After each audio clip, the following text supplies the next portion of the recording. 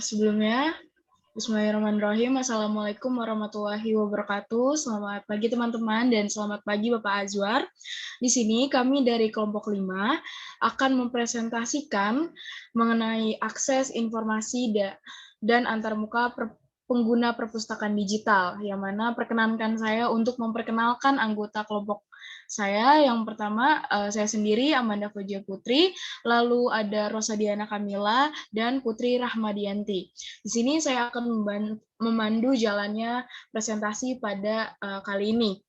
Nah, yang akan kami bawakan pada presentasi kali ini yaitu yang pertama, kami akan menerangkan bagaimana penelusuran informasi. Yang kedua, bagaimana strategi penelusuran informasi. Yang ketiga, peran pustakawan dalam perpustakaan digital, dan yang terakhir, penelusuran sumber informasi di internet. Nah, langsung kita mulai yang pertama, yaitu penelusuran informasi. Nah, penelusuran informasi itu terdiri dari dua padanan kata. Yang pertama itu penelusuran dan informasi. Nah, penelusuran sendiri itu berasal yang mempunyai arti kegiatan untuk menemukan dan menelusuri sumber data atau informasi pada mesin sumber informasi. Nah, sedangkan untuk informasi sendiri, menurut KBBI itu mempunyai pengertian penerangan, keterangan, pemberitahuan, kabar, atau berita tentang sesuatu, atau keseluruhan makna yang menunjang amanat yang terlihat di dalam bagian-bagian amanat itu. Nah, dapat disimpulkan kalau pengertian dari penelusuran informasi ini adalah kegiatan untuk mencari kembali informasi yang pernah dipublikasikan mengenai topik tertentu. Nah, untuk penelusuran informasi sendiri itu dibagi atas dua jenis, yaitu penelusuran informasi secara konvensional dan secara digital atau online. Nah, penelusuran informasi secara konvensional itu yang mana penelusuran informasi yang dilakukan secara lama atau secara manual, yang mana dengan memanfaatkan sumber-sumber informasi yang masih tercetak atau offline, seperti bibliografi, katalog tercetak, indeks, kumpulan indeks, abstrak, ensiklopedia, kamus, dan media lainnya yang masih bersifat manual dan tanpa bantuan-bantuan teknologi informasi komputer gitu. Di sini tuh peran pustakawan dan pemustaka sendiri itu berperan penting bagaimana ia mengerti dari penelusuran informasi sendiri gitu. Nah, selanjutnya itu adalah penelusuran informasi secara digital atau online, yang mana artinya itu adalah metode penelusuran informasi yang menggunakan teknologi informasi dan komputer, yang terutama untuk keperluannya itu menelusuri koleksi atau sumber-sumber informasi yang bersifat digital ataupun elektronik. Nah, sehingga yang dicari dan alat yang digunakan untuk mencarinya pun itu sama-sama berasal dari digital. Nanti akan menghasilkan output digital juga. Nah, selanjutnya adalah strategi penelusuran informasi yang akan dibawakan oleh rekan saya selanjutnya. Silakan. Jadi, dasarnya penelusuran informasi sendiri merupakan langkah yang biasanya dilakukan oleh pencari informasi dengan mengkombinasikan teks dan keyword dan memaksimalkan fasilitas search engine, sehingga dibutuhkan strategi penelusuran informasi supaya mendapatkan informasi yang benar-benar relevan dengan kebutuhannya. Selanjutnya,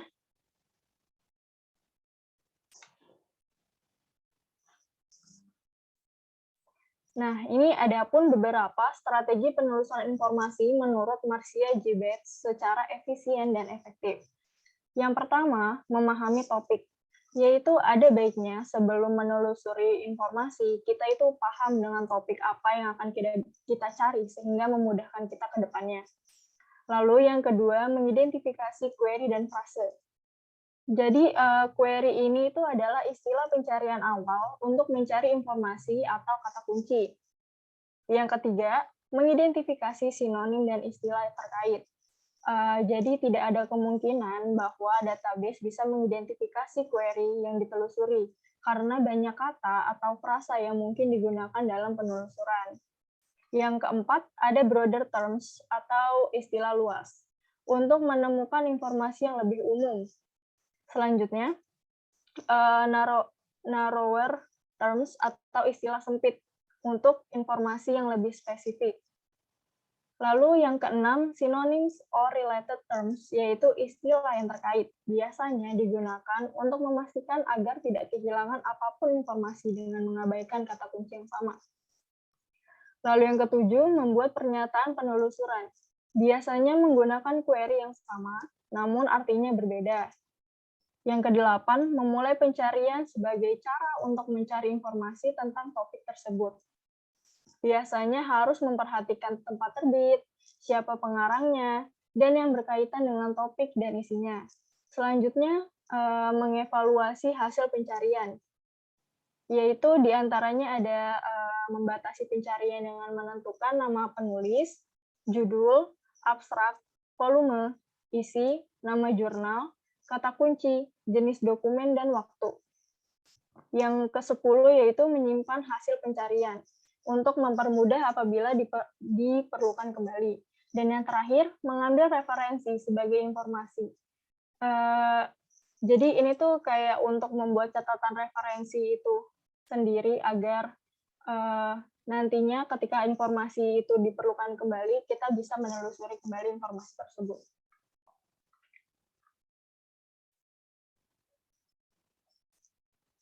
Nah, setelah sebelumnya membicarakan tentang strategi penelusuran informasi secara umum, selanjutnya kita akan membahas mengenai strategi informasi dalam penelusuran informasi digital atau online.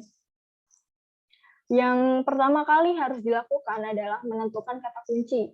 Jadi kata kunci ini sendiri itu dapat berupa kata atau frasa dari pertanyaan penelitian. Nah, pertanyaan penelitian ini dibagi menjadi 3 klaster, yaitu yang pertama, faktor pendorong dari pertanyaan penelitian. Yang kedua, hasil intervensi dari pertanyaan penelitian. Dan yang ketiga, sampel dari pertanyaan penelitian. Lalu yang kedua, penelusur informasi harus memahami domain dari informasi yang diinginkan. Hal ini diperlukan karena di internet banyak sekali domain seperti ac.id, go, gov, org, sch, or.id, co.id, dan edu. Domain-domain ini merupakan domain yang terpercaya, sedangkan yang tidak terpercaya itu seperti .com, blogspot, wordpress, net, dan web.co.id. Yang ketiga, penelusur informasi harus membatasi domain jika melakukan pencarian informasi di internet. Contohnya, jika mencari bidang pendidikan, maka menggunakan domain pendidikan seperti HID. Selanjutnya,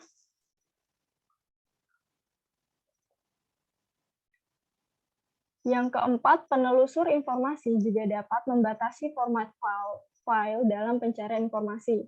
Contoh format filenya seperti PDF, doc, PPT, RTF, dan XLS. Yang kelima, penelusur informasi harus memilih search engine yang tepat agar pencarian informasi terpenuhi. Contoh search engine di sini itu beberapanya adalah google.com, yahoo.com, ax.com, bing.com, Yandex, AltaVista, Baidu, dan lainnya. Namun biasanya yang paling sering adalah google.com. Lalu yang keenam itu pemustaka juga harus memanfaatkan Boolean logic. Jadi contoh pemakaian dari Boolean logic ini itu adalah and, or, dan not. Misal, kalau misalkan buat and itu manis and segar, yang akan memunculkan dua kata tersebut di dalam hasil pencarian. Apabila data tidak memiliki kedua kata tersebut, maka tidak akan ditampilkan tuh yang nggak ada manis dan segar. Lalu selanjutnya itu penggunaan or itu Jika menggunakan manis or segar, maka akan menampilkan hasil kata manis atau segar sesuai dengan popularitas kata yang sedang digunakan. Lalu yang terakhir itu not. Kalau misalkan mau menggunakan not ini itu untuk menampilkan penelusuran salah satunya. Jadi kayak misalkan manis, not segar. Jadi yang ditampilkan itu penelusuran kata yang ada kata manis namun tidak mengandung kata segar. Lalu yang terakhir, penelusur informasi dapat menggunakan Google Syntax. Fitur ini terdapat pada search engine Google untuk membatasi area pencarian agar dapat menghindari adanya informasi yang tidak relevan. Berbagai jenis sintaks yang dapat digunakan dalam pencarian pada search engine yaitu yang pertama in title. In title ini digunakan untuk membatasi pencarian hanya pada judul. Lalu all in title untuk membatasi pencarian hanya pada judul atau web saja dengan variasi ekspresi pencarian lebih dari satu. Yang ketiga in all untuk membatasi pencarian hanya pada halaman web. Yang keempat, link, yaitu untuk menampilkan halaman web yang mempunyai link ke dalam web pada query. Yang keenam, site, untuk mencari pada situs webnya. Yang ketujuh, file type, untuk menampilkan format file yang diinginkan. Yang kedelapan, related, menampilkan halaman web yang mirip atau yang terkait. Dan yang terakhir itu define, mencari definisi tertentu dari kata kunci yang kita inginkan. Selanjutnya itu peran pustakawan dalam perpustakaan digital. Jadi ada pun beberapa peran pustakawan dalam perpustakaan digital.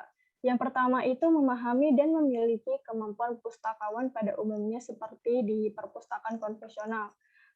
Jadi sebenarnya itu pustakawan di perpustakaan digital itu sama seperti pustakawan di perpustakaan konvensional. Namun pustakawan di perpustakaan digital ini dituntut untuk lebih mengikuti perkembangan teknologi yang mana menyiapkan informasi yang dibutuhkan pemustaka melalui penyimpanan digital dan preservasi digital. Lalu yang kedua, memberikan pelayanan perpustakaan secara digital kepada pemustaka. Dan yang terakhir, memiliki kemampuan penggunaan internet untuk memanfaatkan dan menjalankan fasilitas penunjang perpustakaan digital.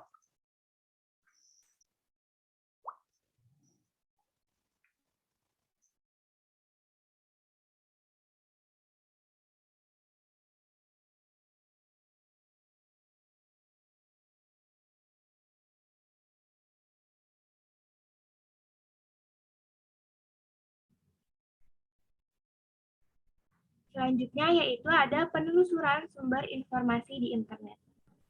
Untuk melakukan penelusuran sumber informasi di internet diperlukan adanya strategi. Karena luasnya informasi yang dapat ditemukan di internet dan informasi yang ada juga beragam, sehingga perlu adanya sebuah strategi untuk menghindari informasi yang tidak relevan dan terlampau banyak. Sehingga informasi yang kita dapat nanti lebih spesifik dan sesuai dengan apa yang kita perlukan. Jadi, mengapa kita harus menggunakan strategi saat mencari informasi di internet? Karena itu juga akan menghindari kita dari informasi-informasi hoax yang tersebar. Karena berita hoax yang tersebar dapat memberikan dampak buruk bagi masyarakat. Nah, kita sebagai generasi milenial, khususnya mahasiswa ilmu perpustakaan, harus lebih cermat dalam memilah informasi. Bagaimana caranya? Yaitu kita harus memastikan bahwa informasi yang kita dapat berasal dari sumber-sumber yang terpercaya.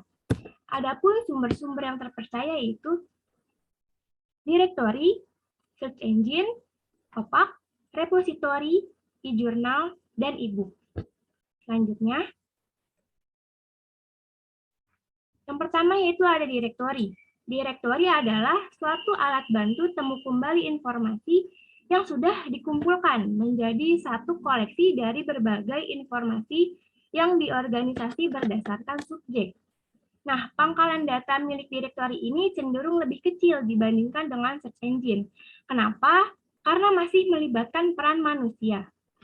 karena informasi yang terkumpul sudah dinilai dan diperiksa sehingga hasilnya lebih relevan. Direktori khusus diorientasikan kepada topik-topik tertentu. Umumnya direktori menyediakan suatu pendekatan yang terfokus dan terorganisasi untuk mengetahui sumber informasi daripada search engine. Biasanya pada direktori juga disertakan fitur pilihan untuk melakukan pencarian menggunakan kata kunci berupa kata atau frase. Jadi, fitur yang tersedia pada direktori ini dimaksudkan untuk membantu penggunanya untuk berpindah secara cepat ke bagian direktori yang lebih sesuai. Next. Selanjutnya yaitu ada search engine. Search engine menyediakan layanan dan kontrol yang lebih luas kepada pengguna dalam mencari informasi. Apa sih tugasnya? Yaitu tugas utama search engine adalah melakukan temu kembali informasi yang sesuai dengan kata pencarian yang diketik pada kotak pencarian.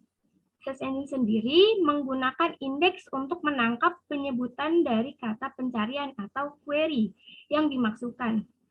Sehingga semakin banyak data yang diakses, semakin tinggi pula rasio perolehannya.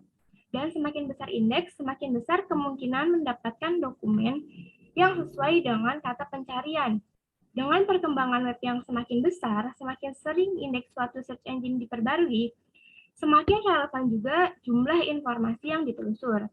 Di internet, terdapat banyak search engine yang dapat diakses secara gratis. Contohnya apa saja? Yaitu yang pertama ada Google. Google merupakan search engine yang paling sering digunakan dan masih menjadi the king of search engine di dunia. Hanya dengan mengetik kata kunci yang kita cari, mereka secara otomatis akan memberikan jawaban yang melebihi apa yang kita inginkan. Yang kedua ada Bing. Nah, Bing ini memiliki sebuah teknologi baru yang diyakini mampu memberikan hasil pencarian yang lebih akurat karena menggunakan teknologi PowerSet dan mengelompokkan pencarian berdasarkan 4 kategori. Apa saja? Yaitu pencarian website, gambar, berita, dan pencarian yang paling banyak dicari. Selanjutnya yaitu ada Ask. Ask menjadi mesin pencari yang paling memungkinkan penggunanya mendapatkan jawaban dari setiap pertanyaan. Karena Ask ini juga memiliki fitur Q&A community yang mirip dengan Yahoo Answer. Selain itu juga ada Yahoo. Yahoo merupakan mesin pencari kedua setelah Google. Yahoo menyediakan fasilitas email gratis yang memungkinkan pengguna melakukan pencarian berbagai macam kategori. Selanjutnya ada DuckDuckGo. Nah, perbedaannya dengan yang lain yaitu zero-click info yang paling berguna. Hampir setiap kita melakukan pencarian di DuckDuckGo, informasi yang berkaitan dengan hal yang kita cari akan muncul lebih luas. Selain itu juga ada Yandex, Wow, Baidu yang kegunaannya tidak kalah unggul dengan yang lain. Next. Selanjutnya ada Online Public Access Catalog atau yang biasa kita sebut dengan OPAC, yaitu suatu sistem temu balik informasi berbasis komputer yang digunakan oleh pengguna untuk menelusur koleksi suatu perpustakaan atau unit informasi lainnya. Bisa ditelusuri berdasarkan query, melalui keyword, judul buku, pengarang, ISBN, tempat terbit, bentuk fisik, dan penerbit. Menunjukkan keberadaan atau kekayaan koleksi dari suatu perpustakaan tertentu, sehingga pengguna bisa mengetahui informasi tentang jumlah judul, subjek, eksemplar, dan sebagainya. OPAC mungkin sudah tidak asing lagi di telinga kita, karena sudah sering kita gunakan. Salah satunya OPAC Perpusnas yang biasa kita pakai karena banyak memberikan informasi tentang satu koleksi di dalamnya dan memiliki fitur-fitur yang dapat digunakan dengan baik. Next. Repository. Nah, repository ini merupakan suatu tempat atau ruang digital untuk mengelola berbagai jenis koleksi intelektual yang telah dialih bentuk digital yang dihasilkan dari lembaga, perorangan, grup, atau pihak luar yang belum pernah diterbitkan sebelumnya. Koleksi yang terdapat di dalam repositori diantaranya yaitu karya ilmiah, misal disertasi, tesis, skripsi, tugas akhir, pidato, makalah seminar, dan kertas karya yang dihasilkan oleh mahasiswa. Sedangkan yang dihasilkan oleh dosen berupa artikel, laporan penelitian, dan karya lainnya tentang universitas maupun di luar konten akademis. Nah, koleksi yang dimiliki repositori ini dapat diperuntukkan bagi pihak internal maupun eksternal. Namun, bagi eksternal harus memenuhi syarat terlebih dahulu jika ingin membacanya. Dan bisa menjadi sarana lifelong learning bagi siapapun, terutama bagi kalangan akademik. Pastinya, repositori instansi memiliki koleksi yang berbeda-beda dan saling melengkapi. Dan untuk mengetahui secara awam jenis koleksi repositori yang dimiliki oleh tiap instansi, yaitu bisa dengan cara dari visi misi atau bidang yang tersedia di tiap lembaga. Next.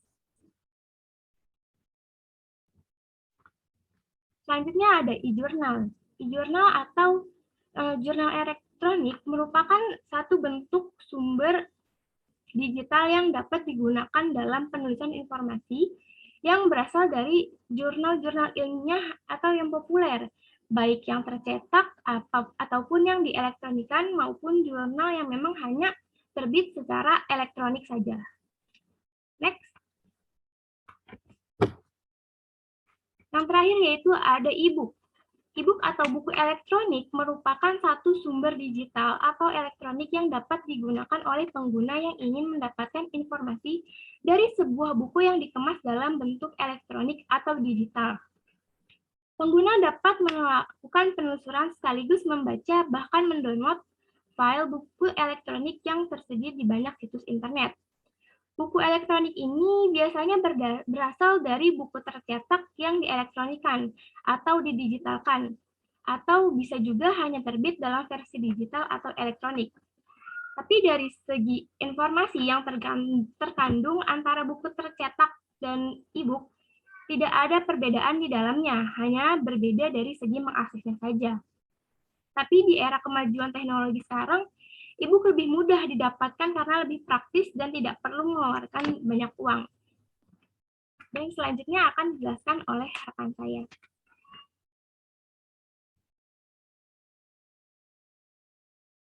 Nah, dari presentasi yang sudah kami bawakan ini, dapat disimpulkan bahwa untuk penelusuran informasi itu adalah kegiatan untuk mencari sumber informasi yang memang dibutuhkannya.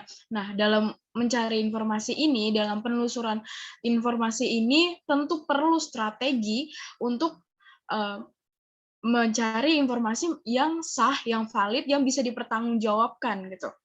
Nah, ini juga berhubungan dengan peran pustakawan, khususnya peran pustakawan digital yang mana bisa memberikan sumber-sumber informasi yang relevan, yang bisa dipertanggungjawabkan dan up to date gitu. Dan pustakawan digital itu juga bisa melaksanakan layanan-layanan di perpustakaan sebagaimana pada umumnya. Dan juga untuk pemustaka, khususnya pemustaka pada di perpustakaan digital ini, dalam pencarian sumber informasinya juga yang melibatkan internet, itu juga perlu strategi untuk mencari penelusuran atau mencari informasi-informasi di internet dengan memanfaatkan media seperti directory, search engine, OPAC, e-journal, dan e-book. Mungkin sekian presentasi dari kelompok kami mengenai perpustakaan digital ini. Untuk lebih kurangnya mohon maaf. Wassalamualaikum warahmatullahi wabarakatuh.